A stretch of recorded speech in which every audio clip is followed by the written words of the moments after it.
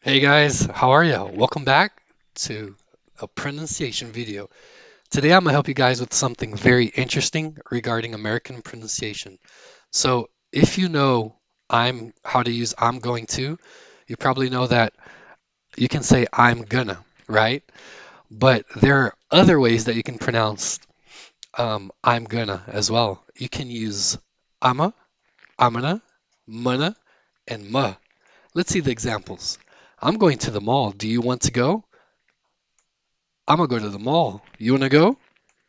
I'm going to try to cook some beans. I'm gonna try to cook some beans. I'm going to watch a movie tonight.